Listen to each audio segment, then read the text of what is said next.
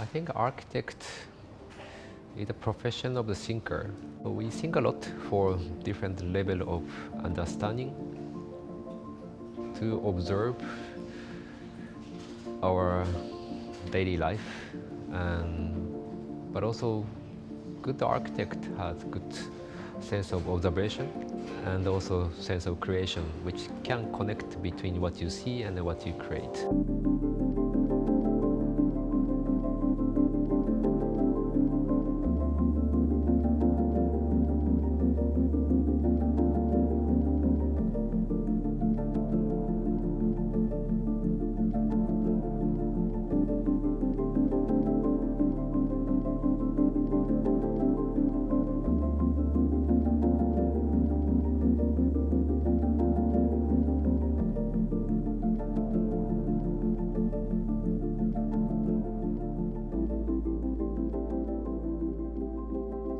Our age or our generation has been educated from this modern way of thinking, as when the project arrives, there is a site plan.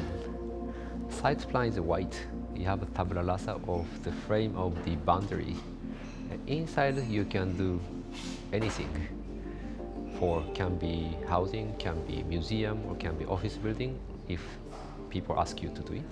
But still something we forgot, which I think important to understand this site, had a memory, and then we trying to dig to discover underneath of this site plan that had not been written and nobody explained. So this is what we wanted to start from, this digging down where the site had different past. This is what we wanted to connect from something somehow cut from the modern planning strategy, but actually we wanted to go backwards to really understand who lives there, how this place wants to be, and we ask to the place what place wants to be.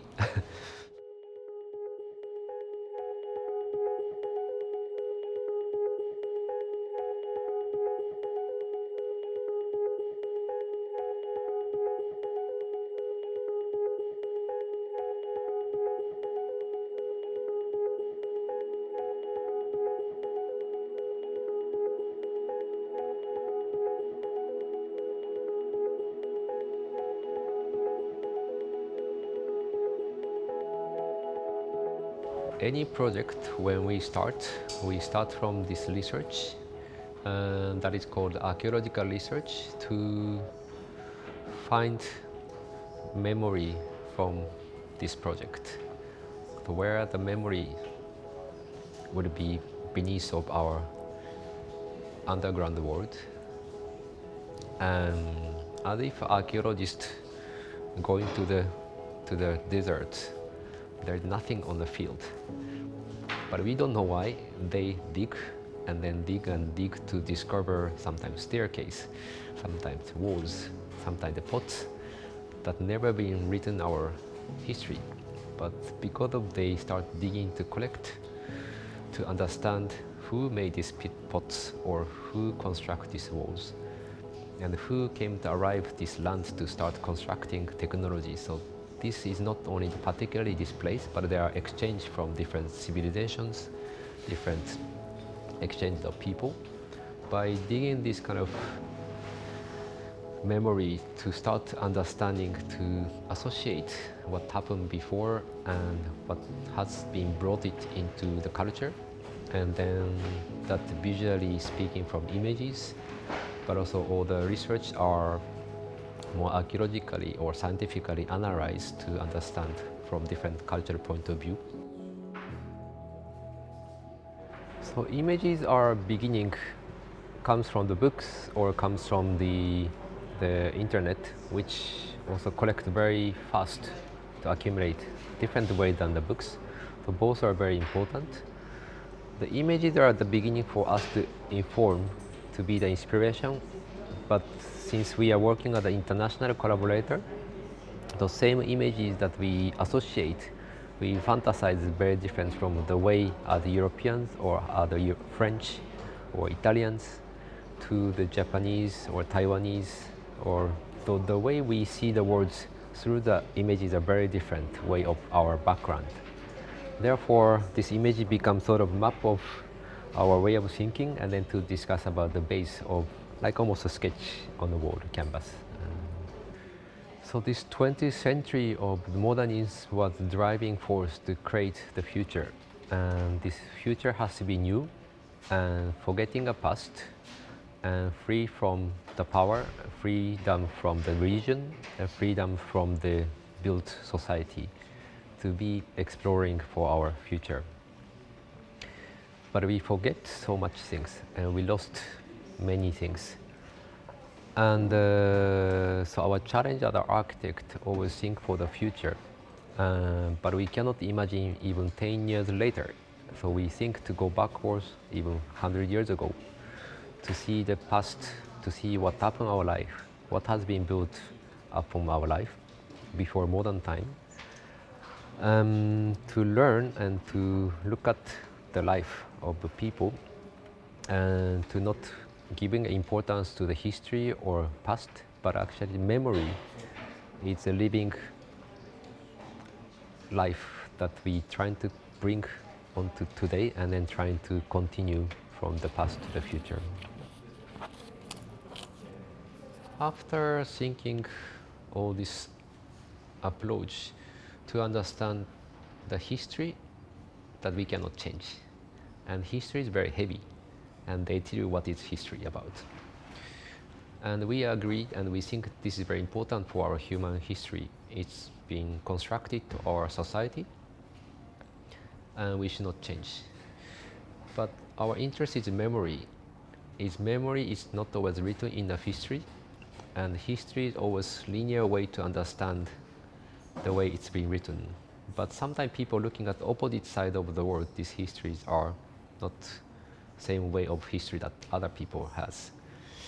Therefore, we are interested in more memory of the place, where it's not in the list of history, but this memory is always digging to be the present. That very important for us to create the architecture. Especially people forget, but the place remember what happened.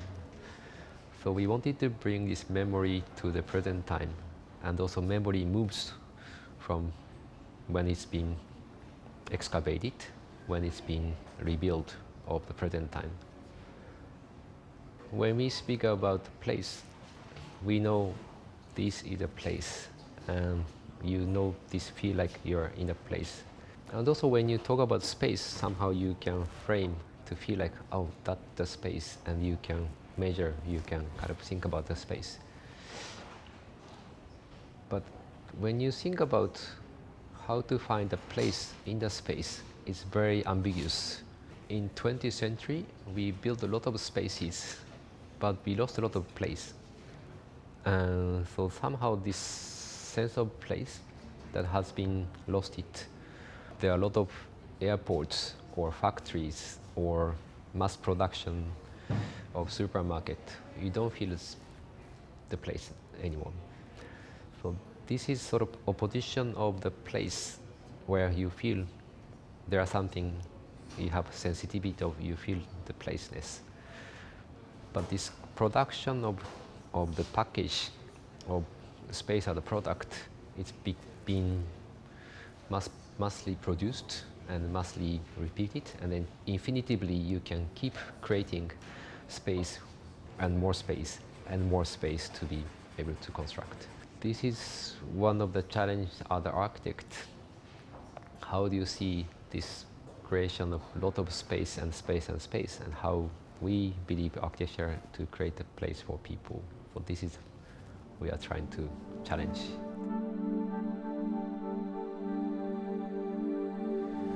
So when I think about the architecture, start thinking about the place and space. In between the place to the space, we know about the place, we know about the space, but we don't know in between where the place becomes the space, or where the space in the place. We know about time and we know about memory, but we don't know when the time will become the memory and how memory can contain the amount of time. So I'm trying to dig to understand one more step further, digging what it means to place.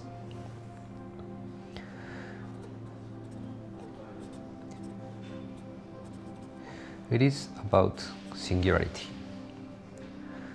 Place exists only one place. It cannot be replaced. Therefore, place is only one place exists in our planet. Space is about infinity. We create a space. The space can be divided into 2 or divided into 4, or space can multiply to be continuously produced and produced to create a lot of spaces. And the time is about continuity. Time never stops and it's always continuing. Human, we trying to make a period to stop and make things to be countable or measurable, but time never being stopped and it's always continuing.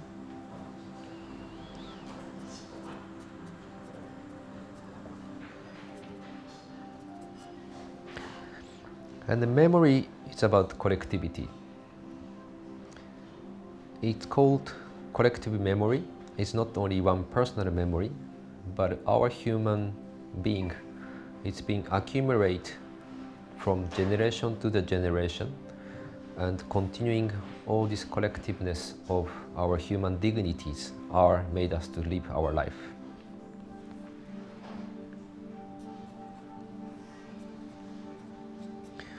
So when I like to work on the architecture is trying to dig this memory of the place, to collect, to think archaeologically,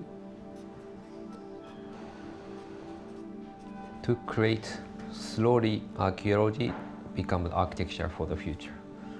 So this is how we like to construct this archaeology of the future. So when I think of memory, there are personal memories or singular memories that are quite important. Materials or object has its own memory. It's not abstract things. And memory can be structure. Memory can be function, and memory, it's about emotion too. So it is very much part of architecture that is not only the memory as abstract fact, but it can drive and it can create the structure, it can function for the people, and it gives you the emotion. Collecting an object is become my personal journey of my life to meet people and become friends, or the place where you have never been to remember that you went there as a personal life. As well as you find a piece of object that's somehow talking to me, and then to think somehow you encounter for piece of object, sometimes walking in the mountain to find a piece of stones. I don't know why.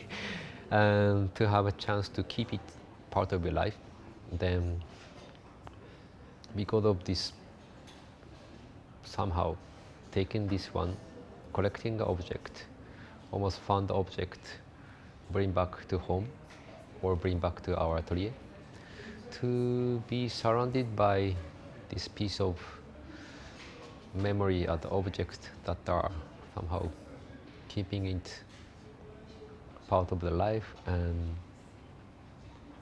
then to imagine that materials are personally it's important, but also become the sometimes inspiration of this. Somehow it touched my life and touched my inspiration, and stay in my lot of thinking. Then suddenly things connect together. So that I cannot always explain why I found this one, but I remember where I found it and why this came from those places. And then talking to the people gives me something that I cannot see, but the person who tells the story behind about the object. And this somehow to pass on the memory to me, and I can pass to the other people. So this one that I like to also things have the memory. So lately, I've been thinking about the future. And this very simple question, what is the future to us? This question makes me to think there are two different kinds of future. One is a new future, and others are memorable future. Because we have been kind of desire to attempt to create always new future, and new future brings a new future. But new future sometimes getting old, and we forget, and then we look for new future again. But what we like to think, and I'm much more interested in, is a memorable future. That the future always being memorable, and then future become memory, and memory and become the future. And this continuous loop of coming back to create the future, and this become the memory, and that become future. And that's what I have been thinking as archaeology of the future is always thinking of this memory to dig, and then finding a memory for the future, and that become memory for somebody, and that can continue to the future again.